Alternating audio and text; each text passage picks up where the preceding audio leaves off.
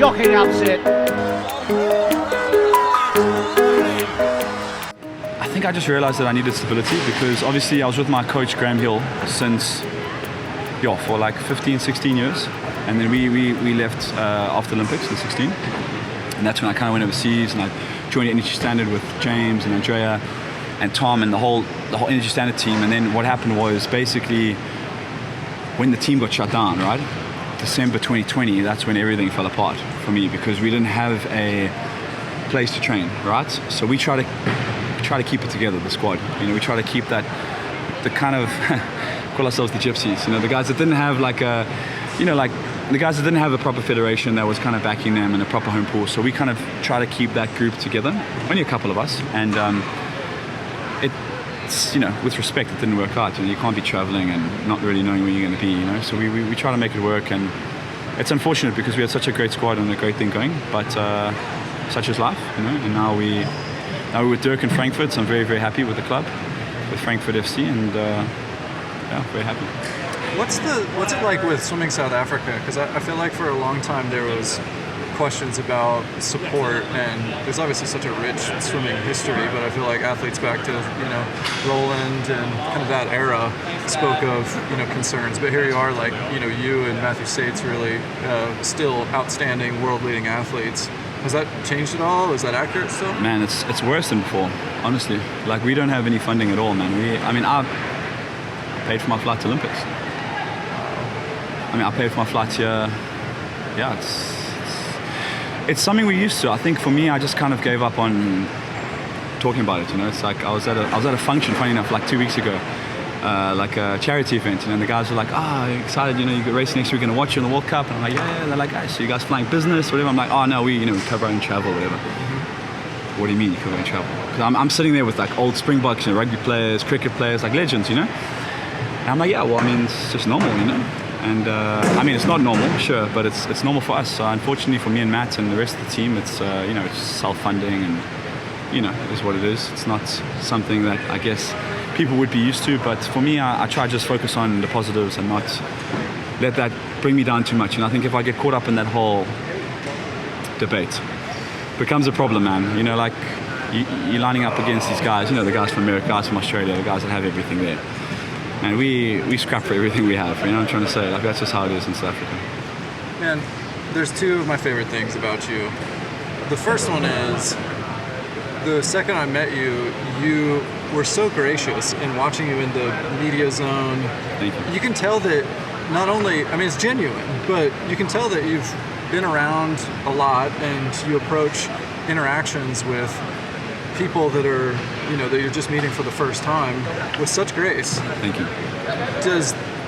Is that from your parents? Like, how do you do that? Because obviously, like, for the prior, topic, there's some hardships and some frustration that you've had to deal with, and you could easily let that get to you, but you seem to just, take it and handle it with, to me, it strikes me that you're such a great ambassador for swimming. Thank you. It's just a really pleasure to see. So thanks for doing it. I appreciate that. Thank you, man. I think, I guess my parents, we come from humble beginnings, and I think my dad and my mom always just taught me you treat the janitor the same as you treat the CEO. That's just kind of how I grew up. So, obviously, I think things are difficult in South Africa, right? We don't have a facility, we don't have a place to train.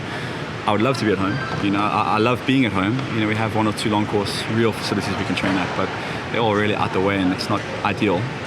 But like I say, I don't know, I've said it before many times, the hardships make you strong. I think for sure there came a time when the pool that I trained at with my old coach was you can look on YouTube, nothing but respect for where I grew up, but it's just, I'm pretty sure the Americans wouldn't jump in there, right? With respect.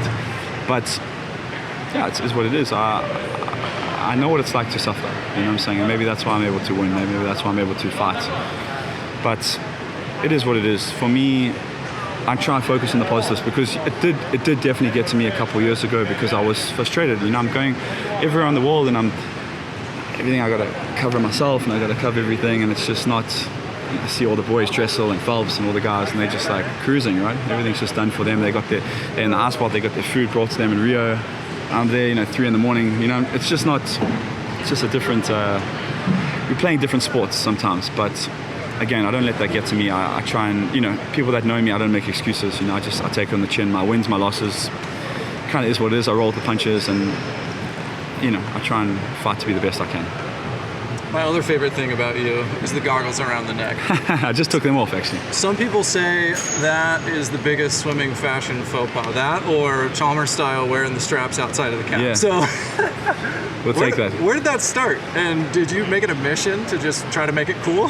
Because I feel like you have. You know what it is? It's so weird. There was 2 reasons, right? So when I was a kid, I would lose a lot of stuff. So it kind of half started with that, but then I saw my hero, my childhood hero, Terence Parkin, who got a silver at the Olympics in Sydney. Breaststroke, 200 breaststroke, and I was a breaststroke swimmer, and we had the same birthday, and he was actually deaf, and he won at the able-bodied Olympics. So he was an unbelievable, humble guy. What a great champion. Same club, same everything. So I watched him kind of, we were in the same, he was 8 years apart, so I was always going for his records. Never quite got them, but we were always on the same trajectory with the same coach, and he always had his goggles around his neck. So I guess when I won the Olympics, I kind of made it, whatever it was, and I kind of set him up. I was like, hey man, you don't mind if I. And yeah, of course he didn't mind, but yeah, it's just kind of a trademark thing. But it's easy, I know I never have to worry about goggles, so it's cool. I was chatting with Nick Fink earlier, and I asked him about the hot streak that he's on, dominating breaststrokes and racking up World Cup wins. Unbelievable. Has he come and asked you for advice on what it takes for longevity to come and just dominate World Cups? Oh man, he doesn't need advice. He's doing such a great job. I think there's so many guys that are coming through now, and young guys, not young guys. I think it's just the sport's evolved so much. I think just everyone is just it's become such a everyone's so like specialized, I'd say. Like the days of swimming everything. I mean, you can do that obviously, but like you look at like the 100 fly now in the world, it's 100 fly swimmers. There's not like a 50 guy doing it and a 200 guy doing it. If you look at that, there's very few people that do that anymore. Like Phelps was the one that kind of was starting that whole trend, and there's a lot of guys that are just so specialized in the depth and all the 50 points to make a World Cup final 100 fly, right? I mean, last week 22.8 to make the World Cup 50 fly. I mean, that's 2016 in Windsor, I won gold in 21.9. Second place was Shields in 22.5. That got 7th last week in Berlin. You know what I'm trying to say? Yeah. So like the sport has evolved so much, I think, with individual swimmers, and the depth has really improved, which has made it hard. But it's great. It's great to see the sport growing, and I pride myself in racing the best guys, and competing for those top honors, and it's a big pleasure to see that. These youngsters coming through. What do you think? Have you learned anything from this group of people who are pushing the sport forward? Is there anybody that stands out that you've looked at the way that they swim or the way that they prepare and added that to your game? Because you're still among the top swimmers in the world, so somehow you've got some staying power, but I imagine you're kind of looking around and saying what you can learn. No, absolutely. I mean, look, Phelps was my hero of heroes. I love the guy, so I'd watch everything from every YouTube video possible, from everything, from his adverts back in 2009, 2010 to all his races. It's just like I watched him everything, and he was a guy I learned from a lot. But I mean, I watched my competitors for sure. I mean, obviously David Popovic, he's had a fantastic year, and I think he's a stand-up performer for the year. Of course, Caleb the last couple of years, Christoph, all these guys have had phenomenal 2.5, 3 years stints, maybe even a bit more than that actually. But I don't necessarily focus on them. I just look at how they're doing it, how they're swimming, and I'm not a technical swimmer. I mean, you've seen the way I swim, right? I'm not the most technical guy in the world, right? I don't even count my dolphin kicks underwater. I've never done that, So I just kind of let it be free, let it be natural in the race. I prefer to race the people. Some people don't like that and they focus themselves, but I can't help it. Is any part of you disappointed that Honda's not going to Short Course Worlds? I heard that today. Very disappointed if that's true. I mean, if that is true, I'm very disappointed. The guys smashed the world record. I was hoping to race him at the Worlds. I've always said it. I'd rather lose to the best, and But anyway, there's a lot of other guys that are going to be there. It's not about Honda. It's not. To be honest with you, this year is really not about anybody. I'm just focusing on myself, getting myself back to Chad le Clos 2.0. Just. I still believe I'm the best. I believe I'm the best short course swimmer in the world. Maybe not right now, but I believe that I am. I believe I will be. With all due respect to everyone, I believe that I will go down as the best short course swimmer in history. That's the plan. I need to get Ryan Lochte's record. He's got 5 more, I think, world titles than me. So we're going to chase that down, and that's the plan in the next, 4 to 8 years to get that. Hopefully. I mean, you never know what happens, but yeah, I'm excited for the World Champs. I think this is a great platform for me. You know, I think a lot of people play it down, you know, like short course worlds or World Champs. Like, man, this is a huge thing. You know, last week was a huge moment. I spoke to you about that.